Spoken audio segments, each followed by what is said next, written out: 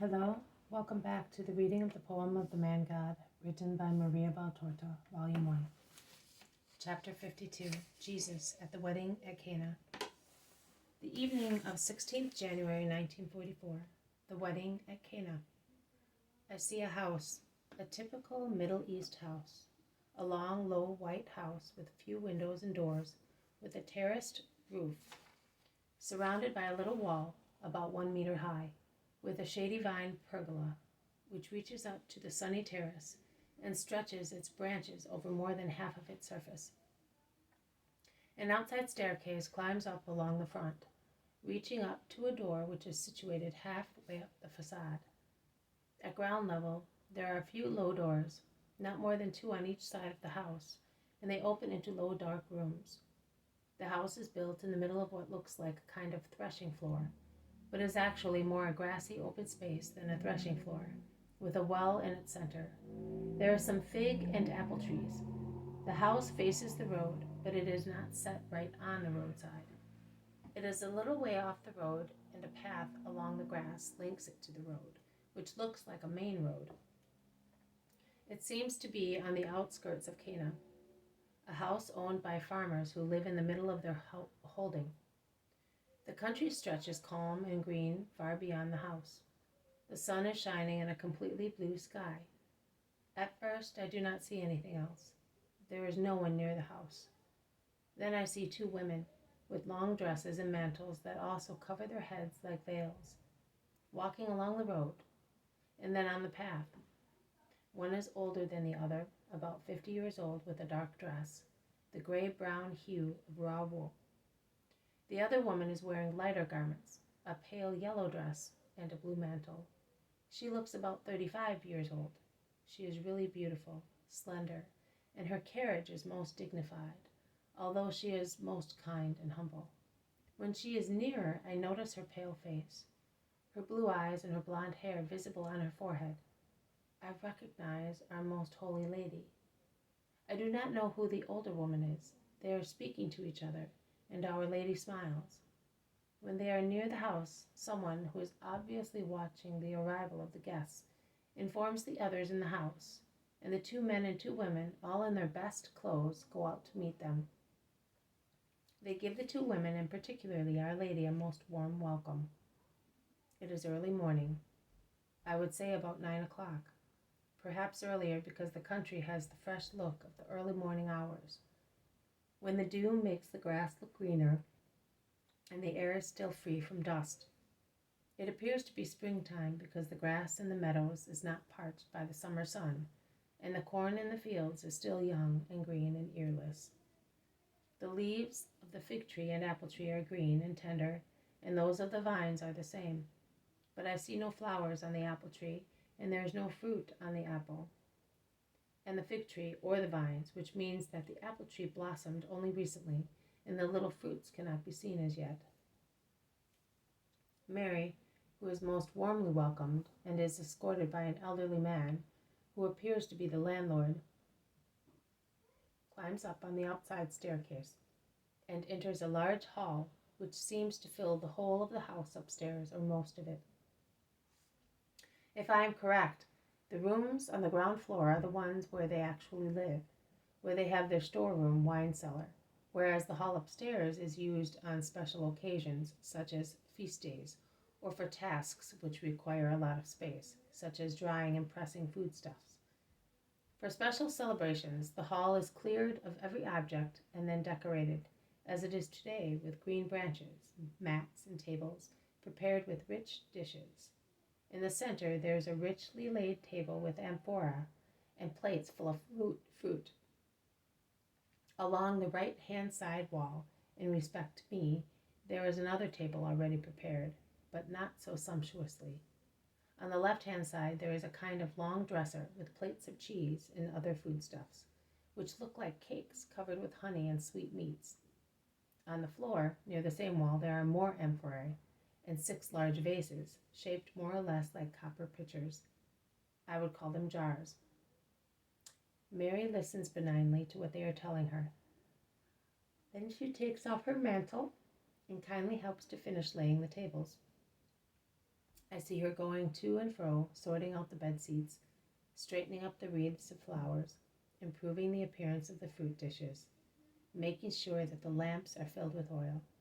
She smiles, speaks very little, and in a very low voice. Instead, she listens a lot and with so much patience. A loud sound of musical instruments, not very harmonious, is heard coming from the road. They all rush out, with the exception of Mary. I see the bride come in, smartly dressed and happy, surrounded by relatives and friends. The bridegroom, who was the first to rush out and meet her, is now beside her. At this point, there is a change in the vision. Instead of the house, I see a village. I do not know whether it is Cana or a nearby village. And I see Jesus with John and another man, who I think is Judas Thaddeus, but I may be wrong. I'm sure about John. Jesus is wearing a white tunic and a dark blue mantle. When he hears the sound of the instruments, Jesus' companion questions a man about something, and then tells Jesus. Then Jesus, smiling, says, "Let us go and make my mother happy." And he starts walking across the fields towards the house with his two companions. I forgot to mention that this is my impression, that Mary is either a relation or a close friend of the bridegroom's relatives, because she is on familiar terms with them. When Jesus arrives, the same watchman as before informs the others.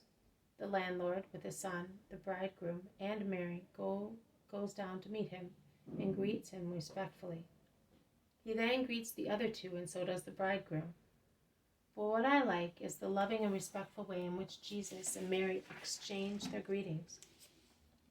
There are no effusions, but the words, "Peace be with you," are pronounced with a look and a smile worth 100 embraces and 100 kisses.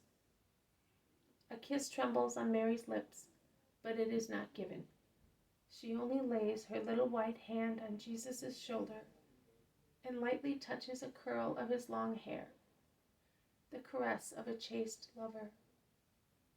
Jesus climbs the staircase beside his mother, followed by his disciples, the landlord and the groom, and enters the banquet hall, where the women start bustling about, adding seats and plates for the 3 guests, who apparently were not expected. I would say that Jesus' coming was uncertain, and the arrival of his companions was completely unforeseen. I can distinctly hear the Master's full, virile, most sweet voice say on entering the hall, "May peace be in this house, and the blessing of God on you all." A greeting of majesty addressed to all the people present. Jesus dominates everybody with his bearing and his height. He is a guest and a casual one, but he seems to be the king of the banquet. More than the groom, more than the landlord. No matter how humble and obliging, he is the one who dominates.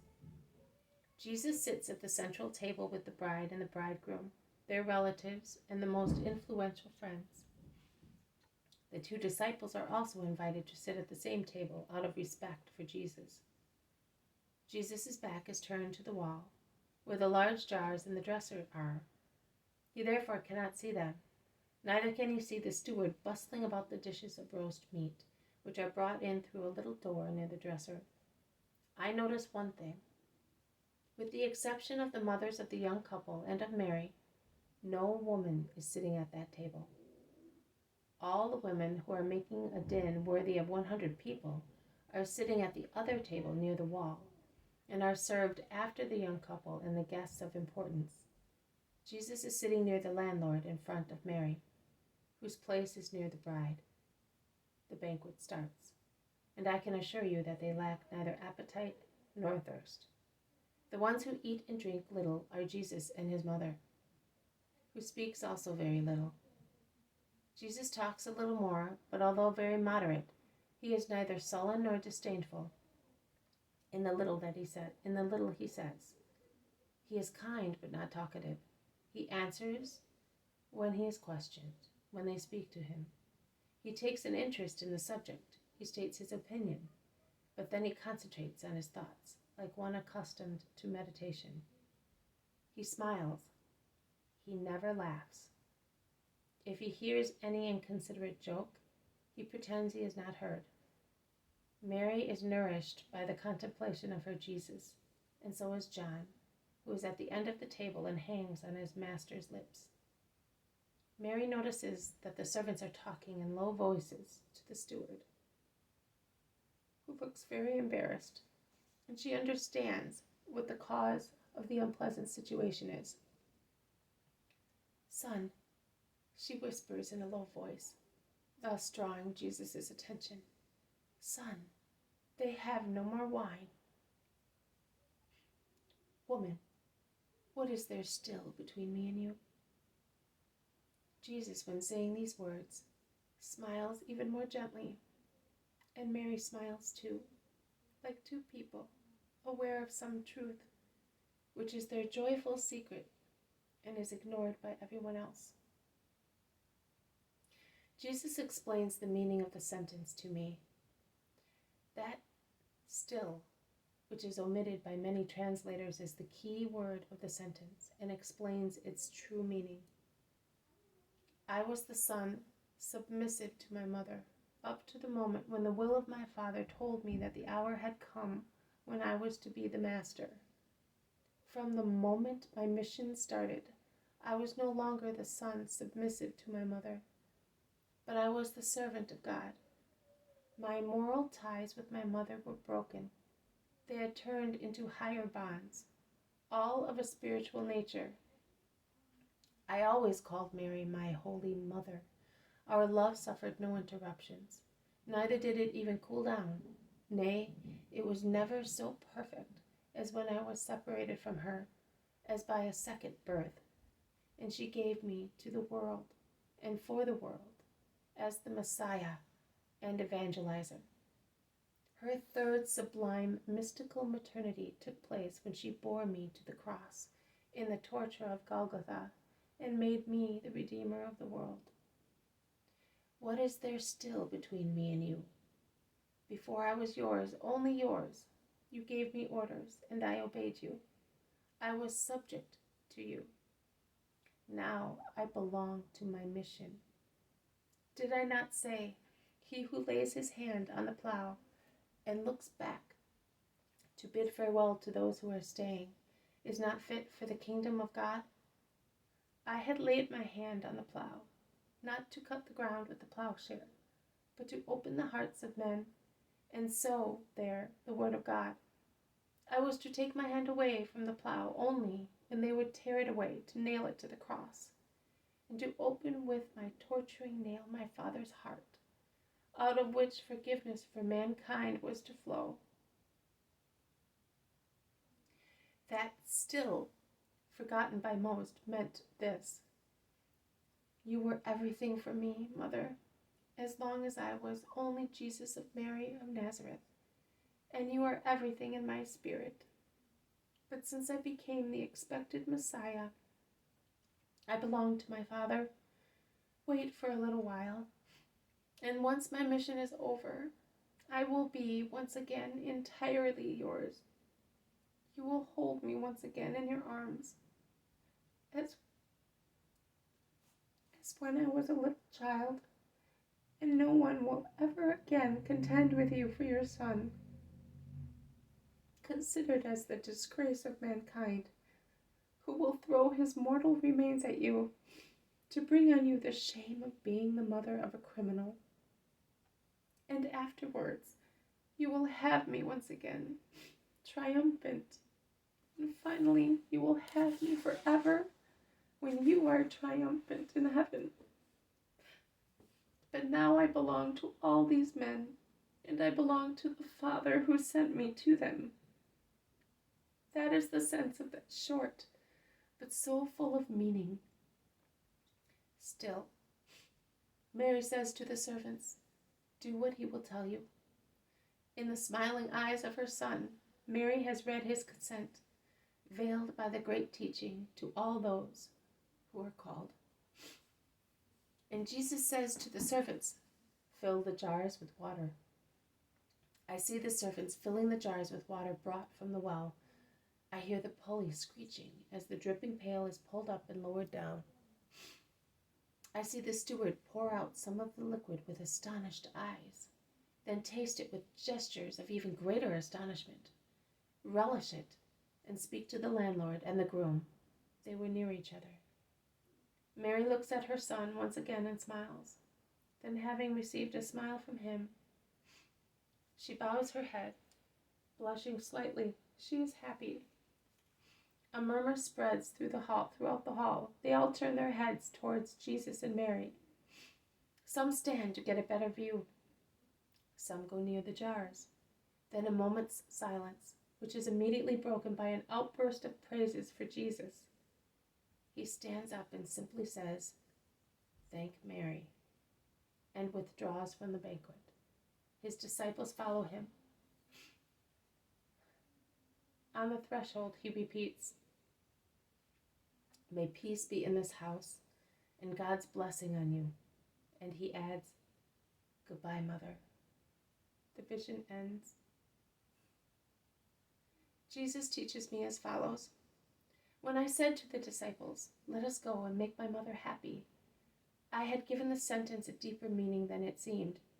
I did not mean the happiness of seeing me, but the joy of being the initiatrix of my miraculous activity and the first benefactress of mankind. Always remember that.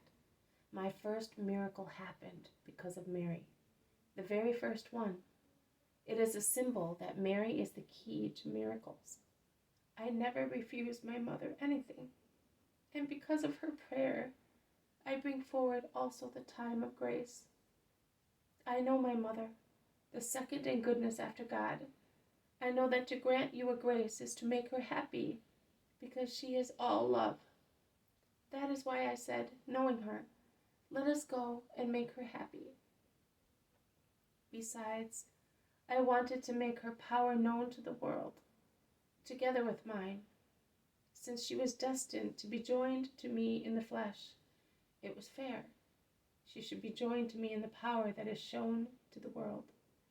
Because we were one flesh, I in her, she around me like the petals of a lily round its scented, lively pistil. And she was united to me in sorrow, because we were both on the cross, I with my body, she with her soul, as a lily is scented because of its corolla, and because of the essence extracted from it. I say to you what I said to the guests, "Thank Mary." It is through her that you had with you the master of the miracle, and you have my graces, particularly those of forgiveness. Rest in peace. We are with you. This has been a reading from the poem of the Man God, written by Maria Valtorta, Volume 1, Chapter 52, Jesus at the Wedding at Cana. Thank you for listening. I will see you tomorrow. May God bless you, and may peace be with you.